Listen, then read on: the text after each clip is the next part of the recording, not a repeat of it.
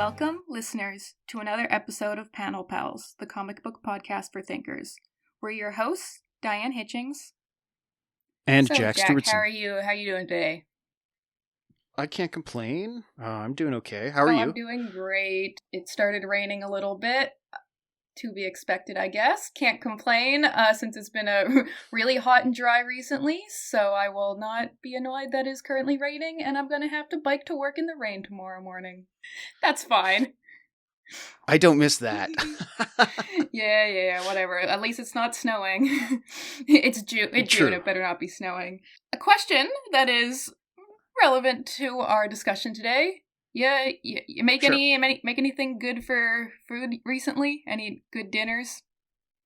I tried to make some turkey, like not ground turkey, like actual turkey, like legs and wings for the first time the other day. I made like a honey barbecue glaze, and they turned out not bad with my air fried French fries and excellent, frozen vegetables. Very nice. But the meat turned out good. I made a pretty good stir fry this week. The quality of my cooking ranges greatly from I have a day off, I am going to meal prep and make something awesome, and now I'm going to have an awesome stir fry for 2 days in my lunch for work. And then at the other end of the spectrum is I don't feel like cooking. I had chocolate milk and a Pop-Tart for supper. Girl dinner indeed, because sometimes you work and then you get home from work and you're like, I don't want to cook. I want to go draw. So you put a Pop-Tart in the toaster and you make chocolate milk because that's got protein in it. And you're like, excellent. Healthy. There's nothing wrong with that. Nothing wrong. It tastes good. It's fine. I'm gonna have girl dinner today. I'm gonna have popcorn for supper. Oh, hell yeah. I actually cooked today. I cooked before this. I recently discovered that you can make bok choy taste really awesome if you fry it and then put like a spicy soy sauce kind of thing on it. And it's really cheap. It was like $2 for a bag of bok choy and it lasted me 3 meals. Awesome. Yeah, bok choy is awesome. Yeah. That is a hack for sure. Yeah, but whatever I have for supper, it's going to be like, I don't know, a chunk of cheese or whatever leftover sandwich bits from when I make lunch tomorrow. Yeah. Quality food. Definitely not a chef. Don't worry, everyone. This is not turning into a food podcast, but it is relevant to our conversation today because we are talking about the manga Toriko, which I always affectionately call in my head the food manga, because that's what it is. Is it? Is it? What do you mean, is it? We'll get into that maybe during So, before I do my intro, I want to slightly different. I do want to talk about the comic a bit before I start yapping. So, Jack, what do you think about this manga? It's okay. It's okay? It has not been my favorite thing that we've read on the show. I hesitate to call it bad. It's certainly not bad, but this kind of just feels like a mix of a bunch of different shonen action manga put into a blender, no pun intended, and then pun intended, yes, and then served to us. Yeah. So it feels kind of generic, you think? Yeah. Nothing I would especially special about it, other than the food thing. Yes, but again, I will get into that. But yeah, like you said, it feels very much like a shonen battle manga. It's got all the tropes. Yep. Correct. Right to the point where the lead character looks like about, I don't know if he's more Goku or more Fist of the North Star or more JoJo, but he's at least one of those three guys or two of them put together. You are 100% on the money. It is Fist of the North Star and Goku. Yeah, excellent. Good to hear what you said. That fits in very nicely with a lot of things I'm going to be talking about. So I will get into my yapping now.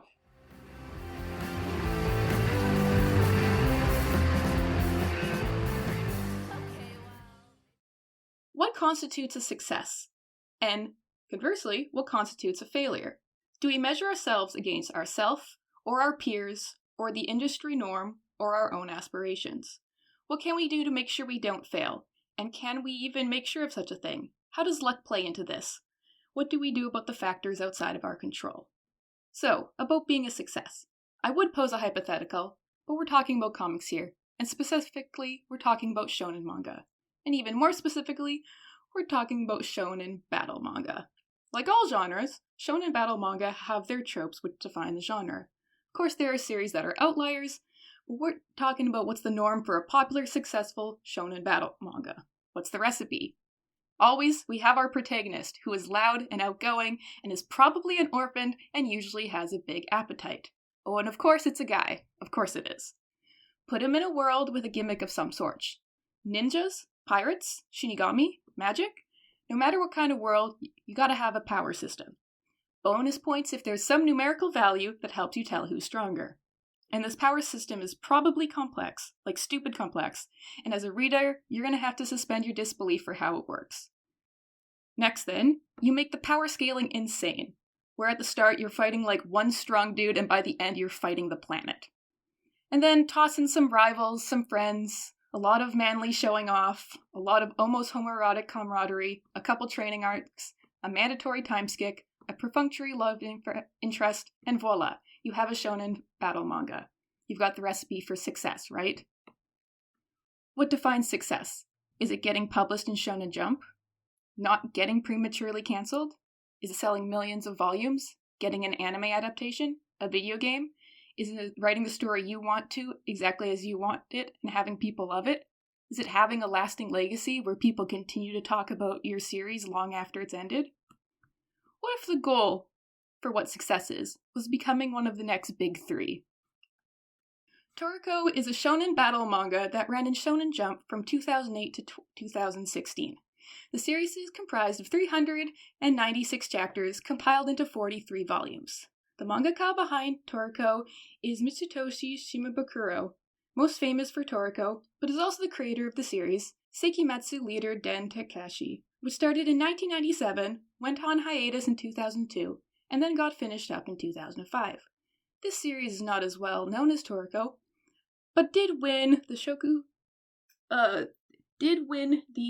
Shogakukan Manga Award in 2001 in the children's manga category. Toriko follows the titular character Toriko, a big, strong, famous gourmet hunter with a voracious appetite who captures difficult ingredients with the main goal of eventually completing his full course, a 7-course menu that comprises his personal favorite dishes. He's accompanied on his adventures by Komatsu, a very normal-seeming chef. It's a shonen manga where the gimmick here is food. The world is controlled by the IGO, the International Gourmet Organization, kind of like the governing body of the world, and most gourmet hunters are affiliated with them. They are opposed by the Gourmet Corps, the bad guy organization that steals rare and valuable food ingredients. Ingredients here are the basis of the numerical power scaling system in the world, where the capture level denotes how powerful the ingredient is, and by extension, how powerful the gourmet hunter that captures it is. In regards to friends, Toriko is accompanied in his adventures by his chef partner Komatsu, and his gourmet hunter friends, also known as the 4 Heavenly Kings, Coco, Sunny, and Zebra. Rivals? Of course he has rivals. Pretty much everyone in the Gourmet Corps, the antagonist organization, and especially the character named Starjun, who is eventually revealed to be Toriko's long-lost twin brother. Because of course. So there we have it, the basis for a successful shonen battle manga. And indeed, Toriko found success, being published in Shonen Jump for its entire run, selling over 30 million volumes. It got an anime adaptation. There was a lot of marketing to frame Toriko as the next big battle shonen, put it up there with the big three. It got multiple crossovers with One Piece, including an hour-long crossover special with One Piece and Dragon Ball. There are 5 video games based around Toriko, all released between 2011 and 2013. From what I could find, it was quite popular in Japan. By a lot of metrics, Toriko was an overwhelming success. So, how do we measure success? Personally, I have never met or known another person who has heard of Toriko, let alone read it. I don't hear it discussed. I don't see merch of it at conventions. I literally never have, even back when it was still being serialized. Toriko was a very popular manga by many metrics, but it seems to have had no staying power in the cultural zeitgeist. Why is that? And does it matter? Let us discuss. So yeah, fun fact, this was an extremely popular series at some point.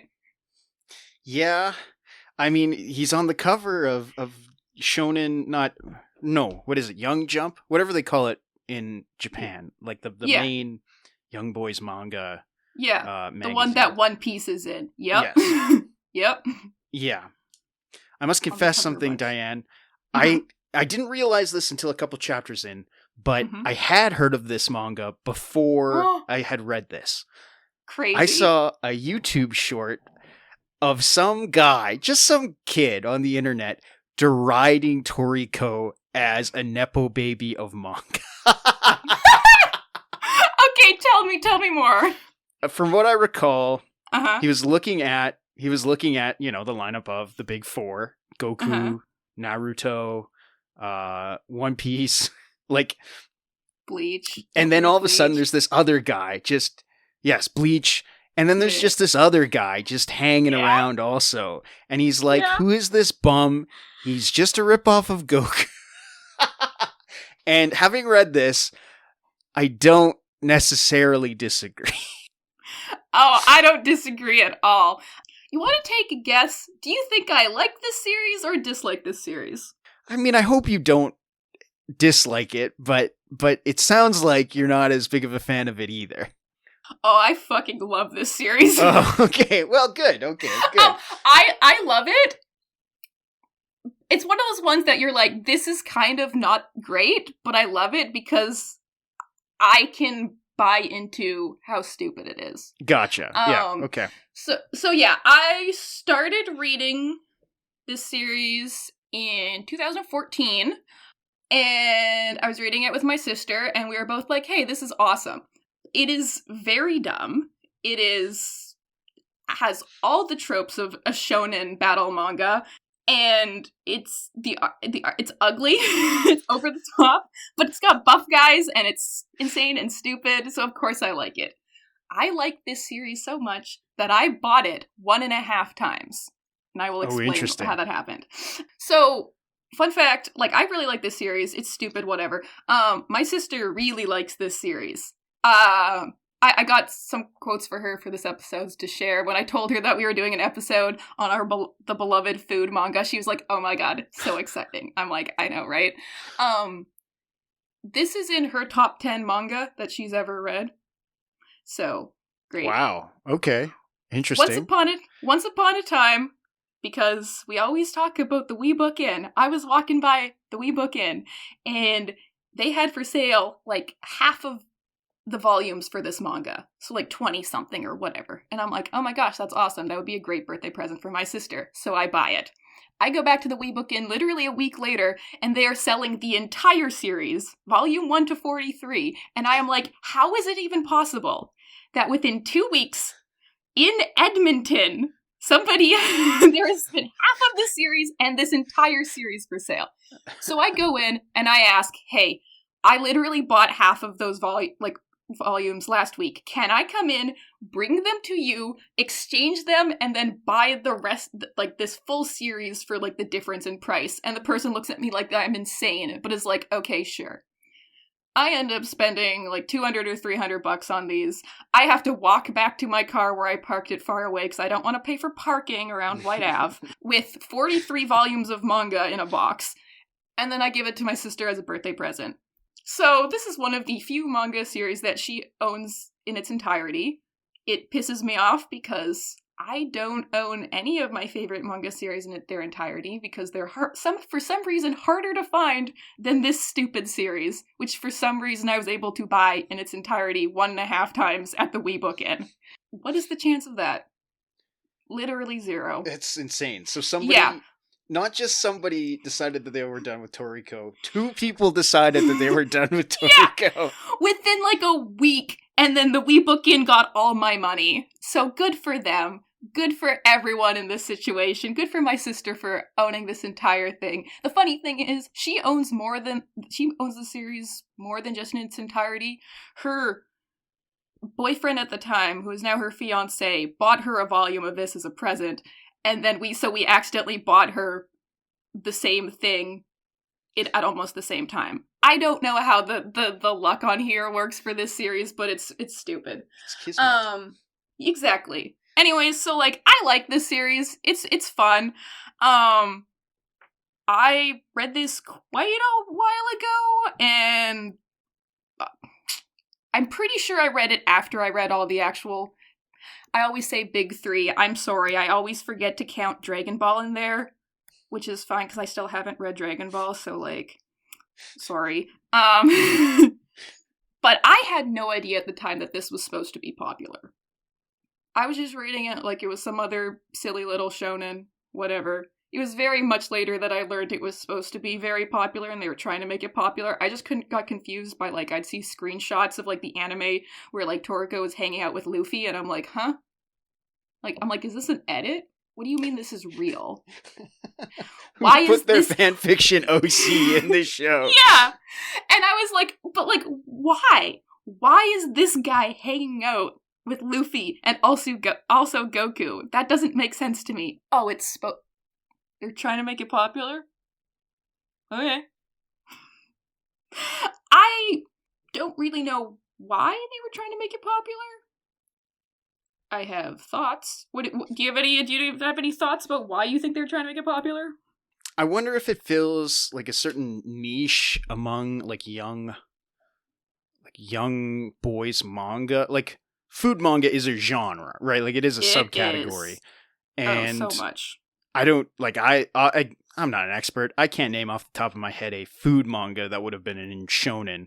And the only thing that I could compare to this, which is, like, not a good comparison at all, is that anime manga where people eat the food and it makes them orgasm and their clothes burst off them.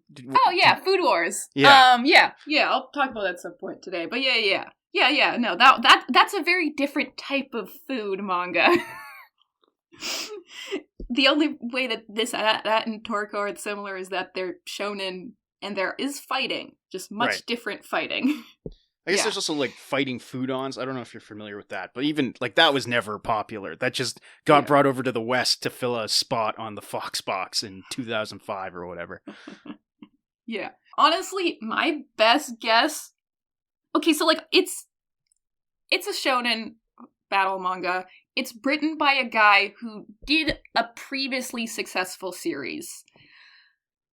He is also friends with Oda, who is the creator of One Piece. So maybe there was some actual nepotism there. Ooh, controversial. I don't know. Maybe? I don't know. But, like, it has so many of the things that make a shonen battle manga successful that I'm not surprised that it got into Shonen Jump and continued to be successful for quite a while. And yeah, not all series that exist in Shonen Jump work. A lot get canceled pretty soon. It's pretty cutthroat. Toriko ran for over 7 years, almost 8 years, which is crazy. Yeah, I saw it's like 300 chapters or something. Like 396. Yeah, kind of pissed bad. They didn't make it 400. Just make it 400. You were so close. Actually, I'll tell you. I know I didn't make it 400, but anyways, let's talk about some formal elements for this. What do you think about the look of this manga? It looks fine. It looks average for a action manga. There are some charming quirks occasionally. Every once in a while, Toriko, there will be a close-up panel of Toriko's fist with him in the background that reminds me of my favorite Western comics, and I found that charming. Some of the panel-to-panel stuff is pretty good. Some of it is incredibly confusing. Yeah. But I wouldn't call it bad. No. It's confusing because there's, like, a lot of stuff happening in a panel. Right. Where sometimes you're like, I literally don't know. But that you're like, but whatever. Sometimes you've read, like, 70 chapters, and it's in the middle of a fight, and you're like, don't know what just happened on that page. I'm sure I'll find out in about a chapter, and now what happened? Right. It's how Battle Shonen goes sometimes. You're like, what just happened? I don't know. Got me to the next panel, though. Art style. One of the things that always sticks out to me for art style of this is it's pretty ugly. Kind of. Like, You think so? One of the main reasons I think that is, like, the first time I saw art from Baki, I thought it was written by this guy. I was like, that's what I'll say. Like, some of the characters, like, it gets crazier as it goes on, but, like, they're so buff. Some of the characters are so buff. You're like, it's so unrealistic, and sometimes it looks really not great. I always like to talk about body proportions because, like, that's what I like to focus on when drawing. There'll be like panels where, like, Toriko will be like shirtless or whatever, and you'll just be like, that is the thickest wrist I've ever seen, except for if I hadn't read Baki. And like, some of the necks are so thick. This is before I read Baki, of course, and before Baki became the way it currently is now. But like, but that's funny because, like, it's like Baki in the way that it's juxtaposed with, like, a lot of the characters having pretty faces. A lot of them, not all of them. A lot of the characters, like Toriko himself, he's got eyelashes. He's got pretty eyelashes. He's got, like, some crazy cat eyeliner, and you're like, okay, yeah, sure. I guess, sure, yeah. But yeah, honestly, I think one of the reasons this didn't become super popular is because the art style's kind of ugly. See, I wouldn't go that far. It is generic. Generic? That's one thing I would never say about the Toriko art You don't style. think so? No. It's weird. Like, the characters are... Okay, so some of the characters are pretty normal looking, but, like, the characters aren't... Do you know... You talked about Food Wars earlier, the one where they make food and then everybody orgasms and their clothes fly off. You know the art style for that? It's, like, generic anime art style. Yeah. So, like, there's that style, and then, like, you're familiar with, like, the art style of One Piece and Naruto and Bleach, right? Yeah. All, like, they're all pretty, they're all unique looking art styles, but they all, like, look pretty good. Like, people can have their opinions on which one what kind of art style they think is good. But, like, there's just something about the way that Toriko is drawn. Like, the muscles look weird. The character designs, so many of the character designs are just awful. Yeah, some of the character designs are, like, I was gonna say troubling. They're not troubling. They're just bad. They suck. Yeah, because, like, okay, for context, we read, for this episode, 54 chapters, which goes to the end of the Regal Mammoth arc. I, because I'm insane, reread the entire series for this. There's so many characters. Yeah, okay, that makes sense. This thing is almost 400 chapters. You need side characters or whatever. You do not need this many side characters. They, for some reason, decide, they're like, yeah, we're gonna have a list of our top 100 chefs in this world. And then they give, like, most of them a character design and, like, a backstory and stuff. And you're like, I don't care. That character is showing up. How deep is this into this? That you're saying this? I kind of want to check that page out, actually. Yeah. Okay, so, like, there's a... Okay, it's kind of dumb. So, they're like, oh, here's a list of the top 100 chefs in the world. At this point in time, Komatsu becomes one of the top chefs because he made a soup that was clear. Whatever. Wow, how appetizing. No, okay, but it tastes really good because it's got so many ingredients, but it's, like, made so well that it's literally clear, and it originated from an iceberg in Antarctica. It's stupid. Brother is literally making ice soup? Are you kidding me? No, because there's a bunch of food ingredients that are frozen in the ice, and they all get, like, reduced down to their essence, and it turns into invisible soup almost. Anyways, so whatever. That's around chapter 100. After that, whatever, stuff happens. Oh my god, so many stuff happens. But I don't know, maybe around, like, 200, chapter 200 maybe, I guess? I don't know, something like, whatever. What happens is there's, like, a tournament arc, because of course there has to be a tournament arc. This is shonen. But it's like all the chefs fight each other, but you'd think they'd fight with, like, they'd cook, right? Right. Nah, it starts with, like, literally a triathlon where you have to, like, go get the ingredients, because it's a paddle shonen. All the chefs have to be jacked as shit too and super powerful, or, like, why not have, like, a 500-year-old chef who's, like, an old lady, but for some reason she could walk on water. So, like, you know what? Fuck it. Yeah, and they're like, yeah, there's 100 people competing in this, and it's like, you do not need to introduce 100 characters for a tournament arc that, fun fact, doesn't even make it past the second round because they get attacked by the antagonists, so the tournament arc doesn't even matter. And that is not the only tournament arc that gets cut off early because the plot needs to happen, because the tournament arc has nothing to do with the plot. Because why? Why would you make something that makes sense? Anyway, so yeah, and it randomly introduces like 100 chefs, and 90% of them have awful character design. Just ugly to look at, doesn't work, stop using patterns. They introduce maybe 2 characters that are relevant and actually have good character designs, and you can tell they're important because they don't look horrible. Yeah, so those are some... I really sound like I'm just shitting on this manga, which is really funny because I've already said that I really enjoy it, but it's got so many flaws. There is, speaking on the plot structure of this, so we can go back to art if you want, but yeah. There is like a video gamey quality to like how an arc works in this book. Oh, yep. And I found myself eventually getting annoyed by that. Like, as soon as it happened a second time, and I know that's not how you should, like, that's not the scientific method. I should have given it another maybe 25 pages or whatever.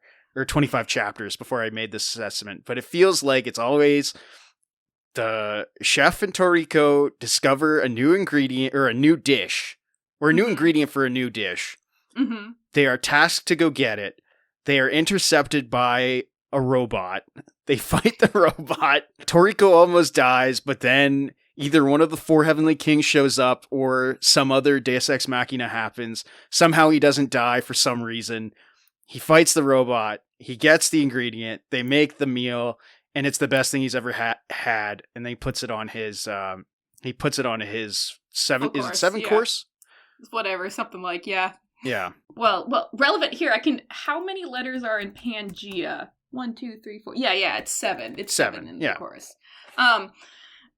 Yes, and that is the entire manga. The entire manga is that. An arc will end. Maybe we'll have 1 or 2 buffer chapters where random stuff happens, like they decide to dress up as gourmet Santa to deliver ingredients to poor kids all over the world. Yes, that happens. Great. And then they'll be like, yes, we were tasked with getting another ingredient. Here's this ingredient. Wow, it sounds so much more difficult to get than the last ingredient. We have to go somewhere like Antarctica or the gourmet world or into the clouds. Or why not go to a desert and it's in the gourmet pyramid? And then most of the time someone almost dies or someone does die and then they come back to life because it's a shonen series. Death is never eternal. And then they get the ingredient and it's awesome. Rinse and repeat for 400 chapters. No, it never gets old. Until, and then the power scaling is insane and ridiculous and off the charts. You want to guess, so like, it's got a numerical power scaling system, like everything, of course, like in Dragon Ball, OMG, it's over 9,000. Like, literally every shonen series has a way to make power scaling happen in a numerical way so that you can know how powerful people are compared to each other. Right, so nerds can have arguments on the playground. Yeah. Yes. And yes, like when I tell you, I just like I just like was like, okay, let's go see if the Toriko Reddit still exists. It does. One of the most recent points, people being like, hey, do you think this character would be this character from another thing? What do you think the capture level of this character is? And would it be this high? And I'm like, yeah, some things never change. Everyone is the exact same. But anyways, so at the very start of the series, there's capture levels of like, 8. Do you want to guess what the final capture level for the final main antagonist is? Is it 1 million? Is it something absurd, like 100 million? No, actually it doesn't get that crazy. It's just 30,000. Okay. Yeah. That's a big number, sure. The craziest ingredient they have to get, it gets up to 10,000. Oh my god, they have to get God. There's an ingredient called God, and it's 10,000. And you're like, nothing means anything. Oh, manga, never change. Never change. oh, they have to get the last ingredient, God, from the main antagonist's full course, and then the main antagonist fuses with his appetite demon, and now his capture level is over, is 30,000, they have to defeat him, and they're literally having a battle that is literally just punching each other, except for one guy is using his tongue, because of course it is about food, so of course there's a character who just fights with his tongue, and they're literally almost destroying the planet, and then yeah, it ends or whatever. Cool. Literally just how shonen works. Yep. This is just the most normal shonen thing ever. Great. Woohoo! Yeah, it's pretty fun. Yeah, anyways, art style exists. I personally think I don't think it's bad, I just think it's ugly. I think it's one of the things that was probably a barrier for it being really popular, because yes, even though, shonen is for young guys who probably don't care about things looking pretty, kind of how the world works. People don't want to make ugly things. I mean, shonen should at least look like, that's the selling point, especially in the West, is that manga looks cool. There's an aesthetic that is cool about it. I don't there's nothing to differentiate this between anything else prior to it or after that is way cooler looking. No. That's my main issue. Yeah. So, speaking on character designs, the monster designs, I noticed, get progressively worse. And then there's little footnotes that say that they were mailed in by fans. And I'm like, oh, that's what happened. Did you get lazy? What happened here? Was there a fan contest? Why? Yeah, so, I mean, you don't like the monster designs? I like some of the early monster designs, but then literally one of them is just a big dog, and that's supposed to be impressive. You don't like the battle wolf? No, I mean, no? I like wolves, but it's just a wolf with, maybe a marking on its head. I've seen it a million times. There's nothing to differentiate this. The mammoth that they hunt in the last chapter I found incredibly disappointing. It's just got more trunks. There are Pokemon that look exactly like this that came out in 1999. You gotta zhuzh it up a bit, Yeah.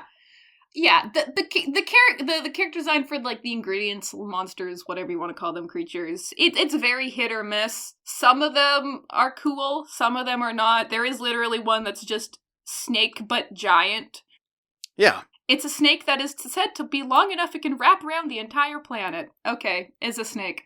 A lot of the monster designs are made by fans of the series who can submit a character design for the monsters, and yes, this happens throughout the entire series.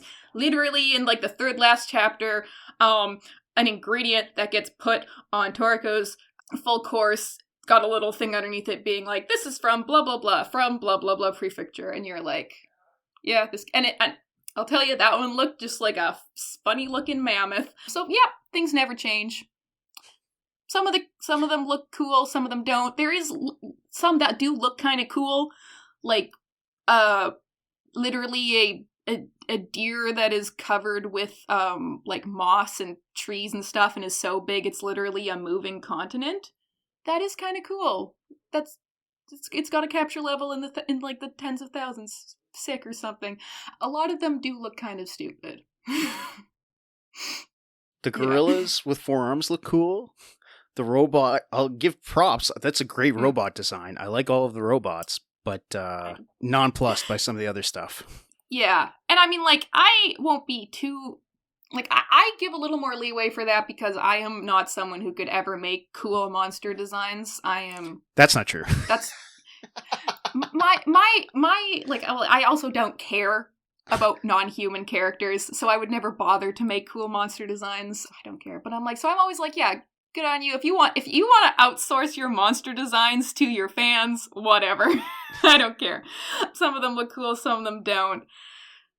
It's fine, I guess. It's fine. I do think it's kind of cool that you're getting the fans involved, and it does create interest from a purely financial or marketing point of view. It's smart because then you get people to actually care, and then they keep reading to see if their design design gets in. But here's my other question: when the manga inevitably gets turned into an anime or video games, does your fan design, do you get a piece of that at all financially? Probably not, No. right? Yeah. No, of course not. Yeah. These are like 7-year-olds. No good. No good. But I mean, okay, as long as it said that, hey, by the way, you send this drawing in, you relinquish all your rights to it, the cool thing you get is it gets to be in It gets to be Toriko. published. Yeah, right. yeah. Which is put like that on pretty your fun. resume. Sure. Yeah, and if you're like literally 10 years old and you drew like what's a random thing? Just a cute penguin one time, and then your cute penguin gets in. Yeah, there's a cute penguin that exists for about half the series because it's important, because it's special because you can actually hide inside it and other people won't see you. Anyways, whatever, it doesn't matter. Yeah, cool. That would be really awesome. So I'm not bothered by that part of it. I also really don't care about the ingredients that much. I'm here to watch the fights. In terms of character designs for our main characters, thoughts? Beside the fact that Toriko just looks like he's from Fist of the North Star / Dragon Ball. Toriko's pretty generic. Yeah. I like the poison guy, and then he took off all of his yeah. cool cloak and his cool turban, and then he's generic action man. He's just a and guy. I don't care about that guy anymore. Yeah. Yeah. Yes. Coco is fun. He looks the coolest when he's actually wearing all his little accessories. Takes off his accessories. That's just a dude with sideburns now. That's just a guy. Yeah. Mm-hmm. What about Sunny, the guy with the fancy hair, who is definitely gay? You don't say. You don't say. Yeah, not for me. I've seen that design before. That's the issue. Is like that character's in a number of different things. Guy with crazy hair? Guy with long white hair. Yes. When I tell you there is a minimum of 2 or 3 other characters in the series who are buff guys with long hair, just slightly different variations. Happens with quite a lot. I will say though, Sunny is my favorite character. I love him. Okay. He's great. I think his design is fun. I think he's a fun character. Do any of these characters actually evolve as characters? Define evolve! You mean they get stronger? Yeah, there's not a lot of character depth, I would say. Shocker. What a surprise. Yeah, the extent of character development we get is they get stronger. That's about it. I guess you could say Komatsu, the little chef guy, he gets more brave because he gets to be in so many life or death situations that he just kind of becomes numb to it, which right. Okay. Yeah, he gets better at cooking, and he gets better at he gets more confidence. There we go. More adventurous. Yeah. And yeah, that does develop, certainly. There's the bit where he dies, I guess, and then he gets resurrected by just a guy. Damn, wow, I really did forget how often they're just like, uh-oh, main character died. Actually, anyways, here, they came back to life. Which is funny, because this was way before they introduced the ingredient that actually does resurrect people. Of course. Of course. Which it doesn't. And at that point, you're like, oh, it can resurrect people? We've had almost every main character die already and come back to life. There is an entire arc later on where Komatsu, the chef, almost, pretty much dies, and they're like, uh-oh, we gotta go save him. And I'm like, that already happened. But sure, do it again. It'll take 50 chapters, and you'll get another ingredient out of it. And for some reason, this is gonna be a gender bend episode. Why not? Because shonen. Yeah. It really does hit every single trope. Yeah. Yeah. Right down to... I can't believe the main guy's just the evil twin. Oh, that sucks. Okay, I am going to complain about that for a little bit. So, that is revealed in literally the last 10 chapters. Great. No setup at all? No. So awesome. Yeah, the guy that he has this rivalry with, Starjun, is the one that was piloting the rope. And, it sets up a rivalry. Oh, they're gonna have a rivalry. They do fight. Oh, what a surprise! Toriko pretty much dies. Anyways, they have a rivalry for a while. This bad guy is like the second most powerful bad guy in the bad guy organization. Woohoo! The funny thing is, okay, these two are twins. They look nothing alike. Toriko and Starjun, when you see him, so Toriko is just this buff dude with a blue hair. Sturgeon is another one of the characters who just has, like, really long hair, like Sunny does. Except his hair is black, also he has a third eye. Whatever. Also, he does have facial scars, but they're completely different. And he looks exactly like one of the main antagonists. So you're reading this thing for the entire time thinking, oh, he's just the son of the guy who's in charge of the Gourmet Corps. That makes sense, sure. You find out, no, they're actually technically adopted siblings, and Toriko and Sturgeon are just twin brothers. And that's just relevant for the last 10 chapters. And you're like, why? Why did you make this a thing? This is stupid. Yeah. I hate the series. It's so stupid. It's a little silly. A little silly? Oh, the entire thing is just silly. No. It's all silly. Question for you. Have you ever really liked a piece of media, and then you found out the creator did crimes and wasn't all that great? Uh-oh. Ever heard of a guy called Neil Gaiman?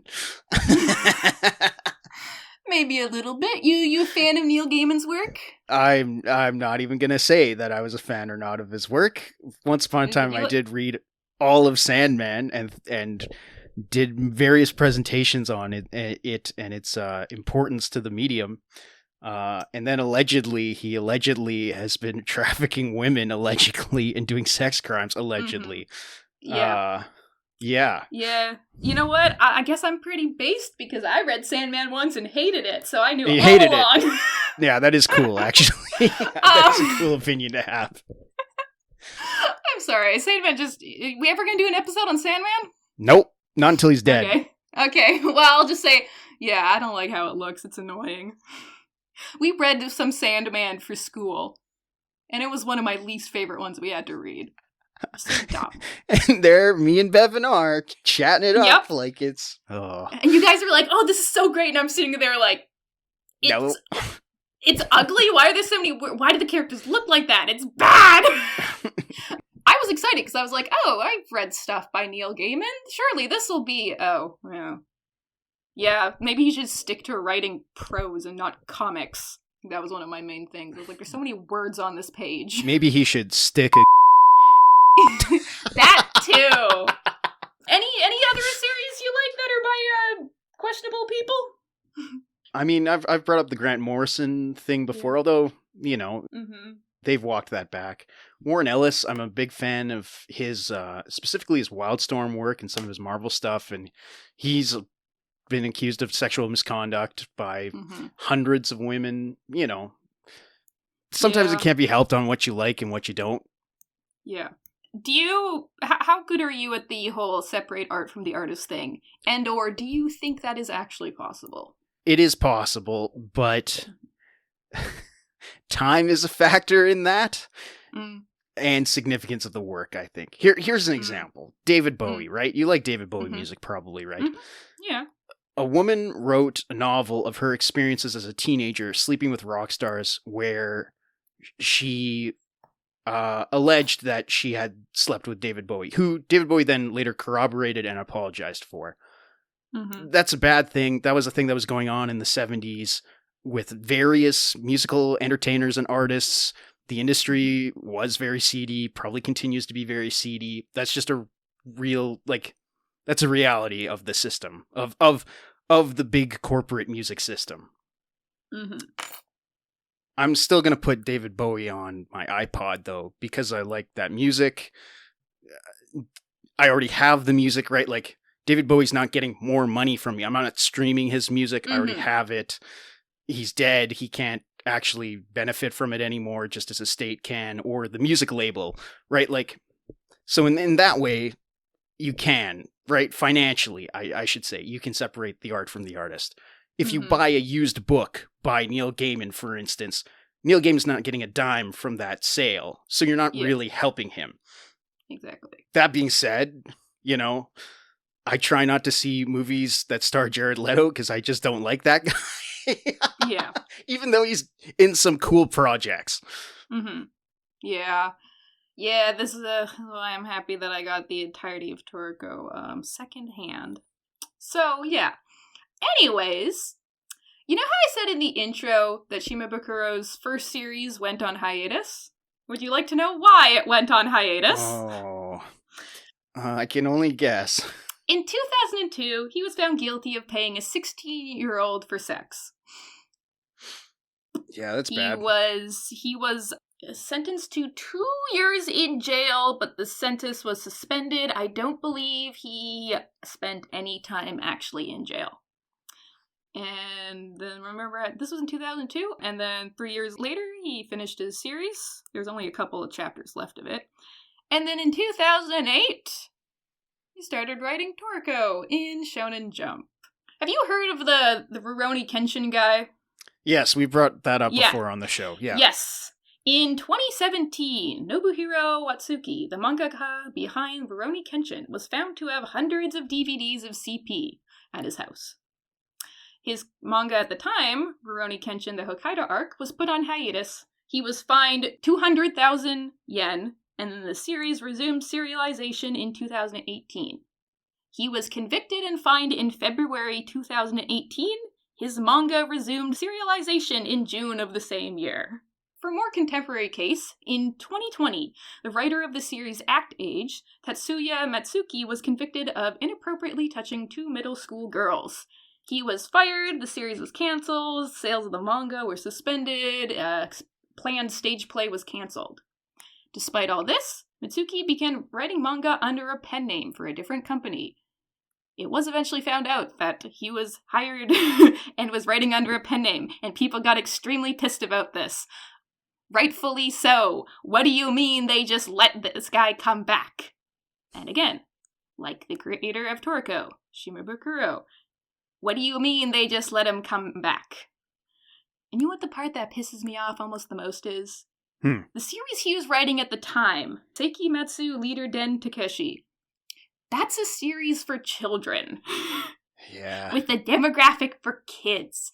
Yeah. I have read some of that series because I was like, oh, the Toriko guy, he wrote something else? That is one of the worst things I've ever read. It is ugly to look at. It has awful humor.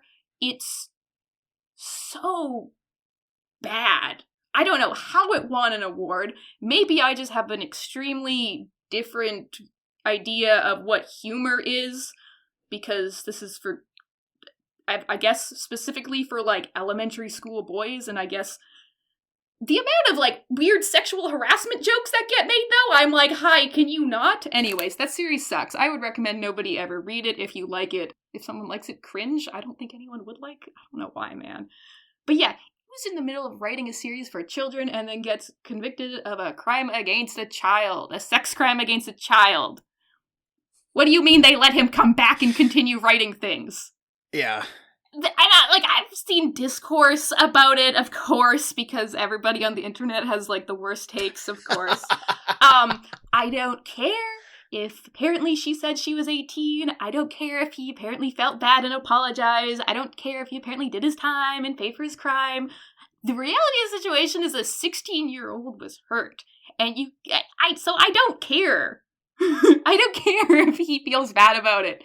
And he, like, stepped away from manga for 3 years.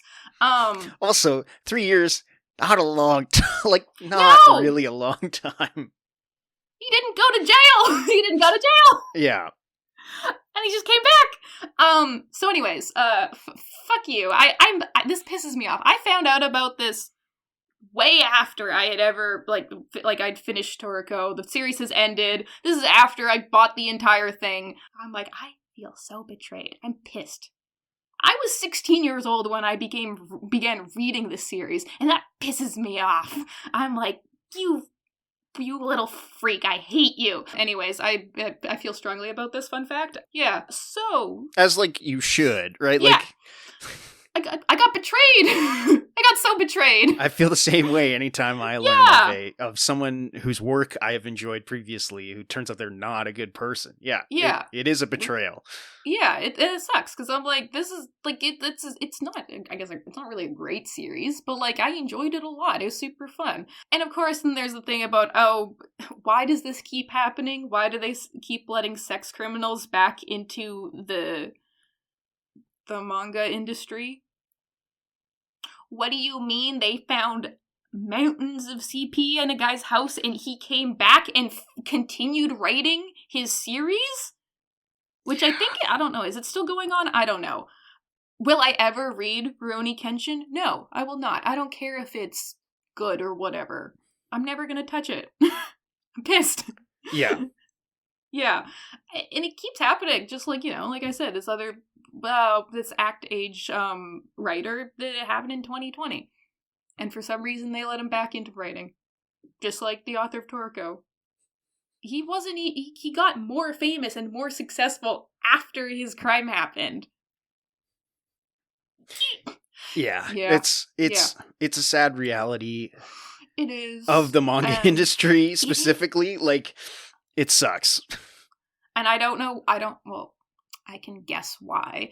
It would be cool if they could stop, if, like, higher-ups could actually, like, step in and actually fire people and stop letting them come back, and maybe crimes could actually be punished. Like, what do you mean you just have to pay a fine? Yeah.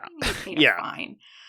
Did one of these guys actually go to jail? I can't remember in my research. But, like, one of them was like, you get, like, here's your sentencing, and if you're on good behavior, then you don't actually have to go to jail. And you're like, what? What do you mean? So you're just not going to punish the guy? You just tell him, you can't do another crime. Yeah, that's how most people are. Most people don't commit sex crimes against children. Maybe actually throw these people in jail or put them on an island and hit the island with a missile. I don't care. Do something. It is a sad part of the Japanese penal system. I mean, and we're not exactly in a great place to, like, I'm not comfortable criticizing anyone's, penal justice system. I think around the board, some things are not punished harshly enough. Some things aren't. People are not given the right punishments. Yeah. Right. Like, exactly. But it is a sad reality. Like, it is. But at the very least, I'm glad that me, in all my reading of this manga, never provided a single cent to the author. Got it all secondhand and, online. Yeah. So there's that. And one of the main reasons I don't feel bad about nobody remembering this series is I don't really think people should remember it. I don't really think new people should start reading it. Well, I feel vindicated in not liking it now, actually. Exactly. Don't you feel good now? I feel vindicated for this thing not being as successful as they wanted it to. Everybody, they were like, give Toriko a crossover with One Piece and with Dragon Ball. Try to make it, what do you mean it had, what did I say, 4 or 5 different video games? No one, Toriko doesn't need that. Yeah, it's definitely set up like a video game. It probably would literally just a video game, like the way it's set up, but like it doesn't need that many video games. Stop trying to like market it well. Well, they have, obviously. This thing has died. An interesting thing I did, because like this whole thing is about, are things popular still? And I'm like, what's another metric I can use to measure the success?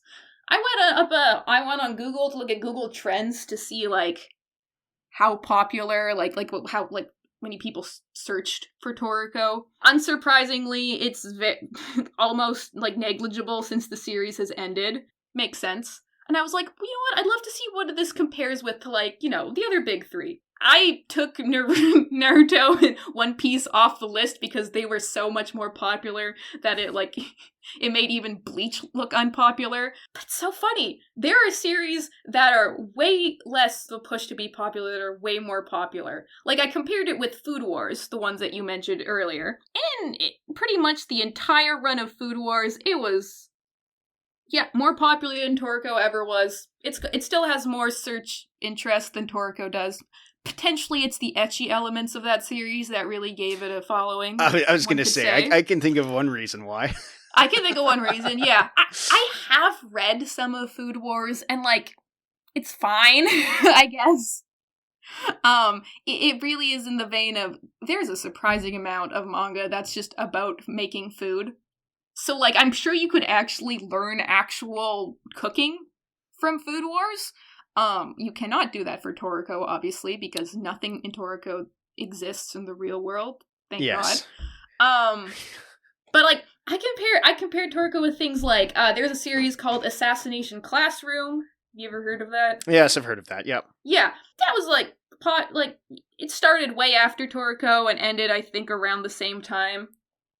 Much more popular than Toriko ever was. Fun fact, Bleach ended in the same year that Toriko ended. Would you look at that? Bleach is still relevant. Yes. Toriko's literally They're at still 0. making Bleach anime. Yeah. Yes. Yeah. Yeah. I went and, like, compared it to a bunch of other, like, shonen jump things that existed at the time. Literally the only thing that was less popular than Toriko was, I looked up To Love Ru, which is, like, an ecchi high school series. That was actually less popular. Congratulations, Toriko. You were more popular than one thing. And it was weird, ecchi high schooler stuff. Like, everything I compared it with. Well, not like everything. Obviously, I didn't compare it to something like, you know what, actually, I'm going to compare it with Baki and see how it stacks up. I've got a criticism, I like that it's about food. My problem is that it very quickly abandons it of being about food, except for in weird tangential ways. Yeah. Like how the guy's main attacks are based on a knife and a fork, which is, like, funny, silly, haha. But, like, he gets way too in the weeds about hypochloric acid and what temperatures it turns into a gas versus when it reliquefies. And first off, it doesn't matter if you liquefy it or turn it into a vapor. No matter what you do, if you breathe it in, you would die. Everyone in the vicinity would be hacking up their lungs. I don't care if you're immune to whatever venoms you're immune to. You can produce poison for your body. If you breathe it in, you will die. Yep. Yeah. You have to suspend your disbelief. It's not actually possible to go inside the stomach of a giant mammoth and take out some of the meat and then come out, not die. Yeah, true. But I do like how a decent amount of the characters, they're fighting, the way they fight is related to food. Toriko has his fork and his knife, and he also has the nail gun, which is not relevant to food, but whatever. And then, like, okay, Coco stuff being poison, like, it's kind of relevant. No, it's not. But it's absolutely not. You have a character who is, like, the antithesis. Like, everything is edible, but then he's, like, poison. It's, like, the opposite of edible. Okay, but what about the perfume lady? That's not food either. The fragrances? The pheromones? Whatever. Yes.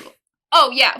Fuck, I forgot to talk about Rin. We'll talk about Rin in a second. And the hair guy. Hair is also not food. Yes, but okay, the point of the 4 Heavenly Kings is they have to do with the senses, because, like, Toriko got his is really good at smelling. Coco has really good eyesight, so he can, like, see electromagnetic waves. Not relevant to food, but whatever. Sunny has touch, whatever. His power, he like, when he's got his move is called a hair, it's like spatula, it's super spatula, it's food related. Gross. And then we eventually get... You didn't get introduced to him, but the last of the 4 Heavenly Kings, Zebra, the whole thing is about being really good at hearing, and his weapon is his voice. He, like, shoots his voice like a bullet, whatever. Stupid, but it's great. But a decent amount of characters do have fighting things that are relevant, to food. Some of them are entirely not. Well, like I did mention, one of the characters, he fights with his tongue because food, whatever, you know. There's also another character who's just, you know what, I'm not even going to get into the weeds that far. Most people are not related to food. It drops the gimmick so quickly. They're like, yeah, I'm related to food because I'm getting ingredients. But also, I have 1 million bugs in my body, and I control them all, and I'm going to fight you with bugs. And I'm like, that's not even close to food. What are you doing? Yeah. Yeah. So sometimes it's a lot more, it works a lot better. Anyways, I looked up Baki. Baki is currently so much more popular than Toriko. That makes sense, because they're still making it. And also there's more anime that's coming out. There was a period of time between 2014 and like 2016-ish, where Toriko was more popular than Becky on Google Trends. That makes sense, because not much was really happening with Becky then. I think that was before the anime came out. And also, I guess Toriko was apparently popular. So anyways, congrats. It's less popular than Becky. Awesome. Now we're going to talk about Rin for a second. The girl character, because of course there has to be one girl character.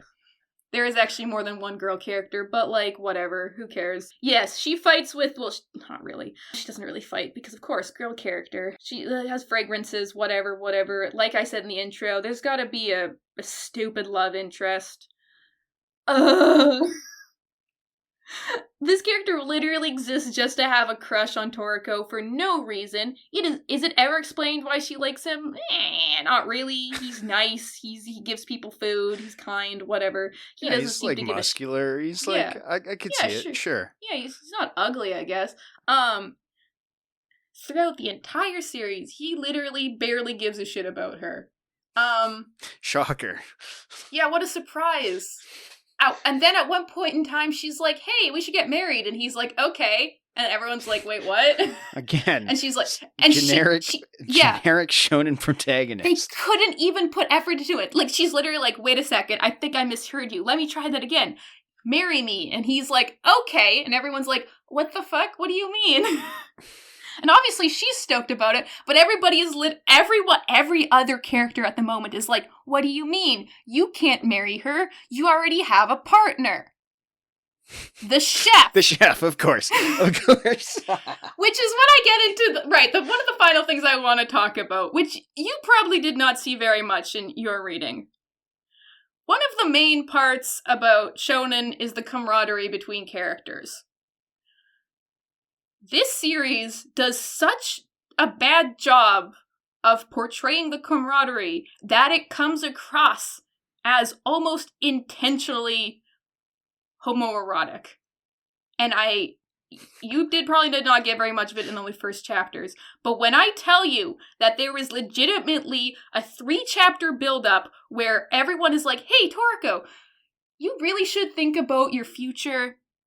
And you should ask Komatsu if you guys want to be like a combo. You want to be partners for whatever. They're on a time going to go get an ingredient, and Toriko's thinking the entire time, like, I gotta ask. And Komatsu's like, hey, what's up? You seem distracted. And he's like, oh, never mind. Don't worry about it. And then they go and get this ingredient, which is all about teamwork, and you have to like bite the fancy whatever it is at the same time, and then it tastes amazing or whatever, and they're literally like in the clouds, and Toriko is like, hey, you want to be my partner? And I'm just like, what the fuck is happening?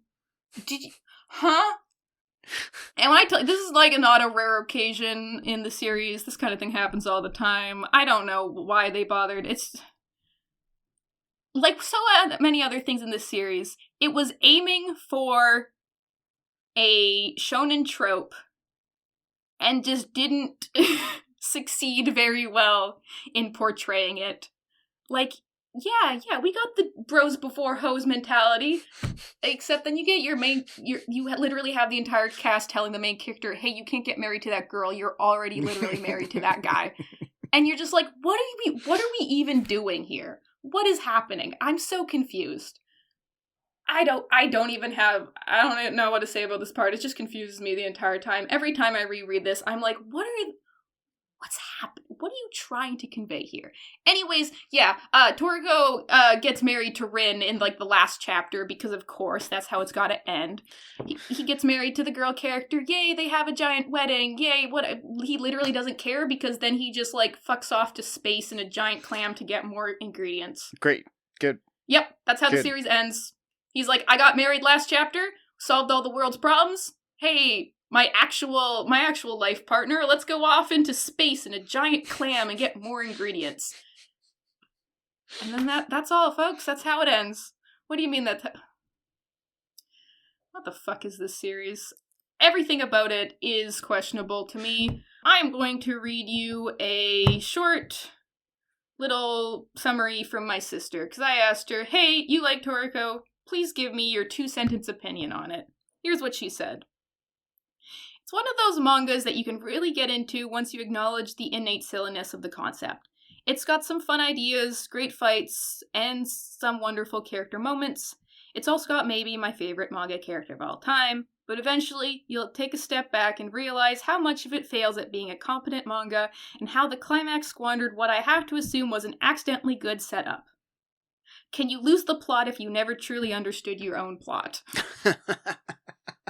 Anyways. What a ringing endorsement. And I was like, dang, that's really eloquent. You should write my scripts. So, coming from an actual fan of this series, it missed. It's a big miss on almost everything. You really have to suspend your disbelief. You have to be like, yeah, sure.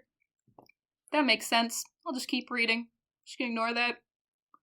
What? There's robots? Sure, whatever. The robots are based on actual creatures? Sure, whatever. Those creatures came from space, and the whole point is that they're trying to cook the planet so that the planet will be a tasty ingredient? Sure, whatever. Yeah. Okay, well that sounds cool, but the rest of it... Yeah. And you're like, cool, yeah, whatever. Perhaps unsurprisingly, the anime adaptation did not do well. I've seen a little bit of it. It's not animated well. It doesn't look good. They censored so much of, like, the violence. Yeah, that's what I read in my brief. Yeah. It truly, my briefest of research, yeah. Good manga, terrible anime. Yeah, no, anime is... I saw very little of it because and it was one of the things that made me yeah, I'm gonna be a manga-only person, probably. For most things in life, because why are they always not great?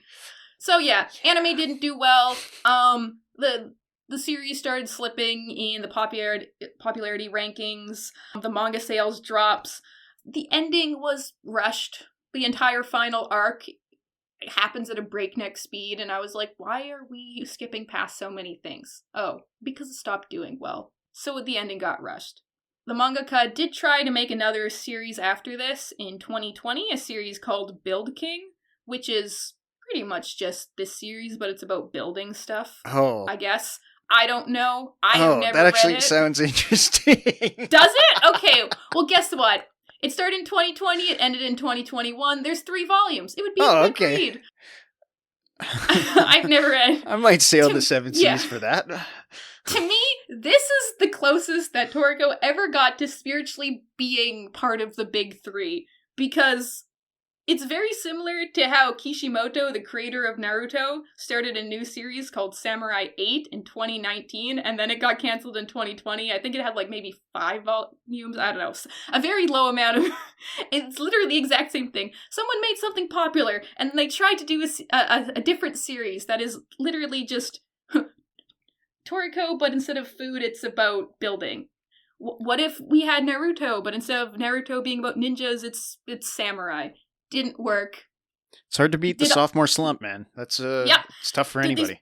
Did these people just get lucky? Maybe. Is getting successful in like this industry kind of a lot about luck? Probably. Yeah. But anyways, after that, Toriko ended. I don't really know if the mangaka's doing much these days. Maybe he shouldn't. And there's not really much of a legacy for it. Nobody talks about this thing. Literally, I went and like looked up like YouTube videos about it. The most recent thing pretty much is people being like, hey, did you know that this pretty popular series was written by a convicted criminal? And it's like, yes, I did actually. Or like, hey, did you know this weird random thing that was written by a criminal was supposed to be popular, but it failed? Yes, actually I did know that, unfortunately. And yeah, no one really talks about it. And I kind of think no one really should. Which sounds like such a ringing endorsement from someone who actually enjoyed it. But I'll say, if you like shonen series and you can suspend your disbelief about literally anything, and you have the free time to read almost 400 chapters, and you want to read an arc where the entire climax is just 4 dudes dancing with a monkey because they're trying to get an ingredient, what happens to be the monkey's testicles, and then when you eat it, you change genders. If that sounds interesting to you, sure, read Toriko. Yes, that does happen. That sounds insane. That sounds that sounds like something you would bring to the show. Yeah, doesn't it? So if any of that sounds interesting, if everything I have said by someone who actually liked the series in this episode has not turned you away from reading it, read it. You know what? Some of the character designs are good, some of the fights are good. Do you like things that are insane? You might like this. Do you like how Baki looks? You might like this. But if you don't want to read something that is kind of a mid-shonen that copies a lot of shonen tropes and misses most of them spectacularly and is also written by someone who committed a crime and didn't get properly punished for it, skip this one. You're honestly not missing much. Any last thoughts from you? I'm gonna change my rating to, instead of meh, 2 thumbs down. Now that I know the facts, that's so funny. Yeah. When you said however long ago it was when we were planning to record this episode, next one's gonna be a serious one, and then I started reading this. I was like, okay, when does it get serious? Now it makes sense. Now it makes sense. Yeah. Nope, I wasn't lying, actually. Like 2 months ago or whatever I said when I was like, I'm gonna bring a serious one. We're reading Toriko. I did that on purpose because I wanted you to be like, what the fuck is she talking about? Now you know. Well played. Yeah. Well played. Yeah, this is one of the ones I knew we were going to talk about eventually because like, it's genuinely a series I like, and it's stupid, but, like, we can also talk about how, can they stop doing this in the manga industry? Can they? Hopefully. Anyway, so you wouldn't suggest people read this? Nope. Nope. Yeah, unfortunately, it's really annoying, because I do like the series, and I can't make myself hate it. I'm just really glad I never gave this man a single cent. Yay, yeah. Support your local secondhand bookstores. Yes. Buy secondhand, always buy secondhand, for sure. Yeah, then you can get 43 volumes of something for like $200-$300, and you can give it as a Christmas or a birthday present, whatever it was. Yeah. Support your local small bookshops. Don't support people who do bad things. Read better shonen. There are better shonen out there. I am glad this has not become one of the big 3. Because I really don't think it should have. It's not the same quality. Like, having only read a little bit of One Piece and like all of Dragon Ball Z specifically, this is not of the same quality. Like, One Piece is amazing cartooning mixed with a great premise and some interesting nuanced character concepts. Yeah. And Dragon Ball is some of the best art of all of sequential storytelling, specifically in action storytelling. This is neither of those. Yeah. Not when you're taking character designs from children. Yeah. I'm so mad about that. and the designs he has himself aren't that great. And like maybe at tops 5% of the character or monster designs are good, which like at least it's higher than 0. Yeah. Anyways, some of the characters do whatever. Very funny that you read this whole these like 50 some chapters being like, when is this gonna be serious? Now you know, unfortunately. But yeah, whatever. Don't read Toriko. It's yeah, probably not. Leaves a bad taste in your mouth. Oh, it leaves a bad taste in your mouth. Put that on the front cover. But yep. Thanks for listening. You can find me, Diane, on Instagram at @onelittlegremlin. That's 1_little_gremlin. You can find me, Jack Stewartson, at Phantom Power Press on Bluesky, spelt with an F. If you'd like to follow the show, you can do so on Bluesky and Pink Leap at panelpalspodcast.bsky.social.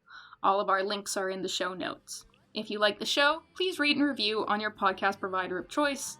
Panel Pals is a Jack Stewardson, Diane Hitchings co-production with editing by Jack Stewardson. Our musical theme is found by Stemchamps.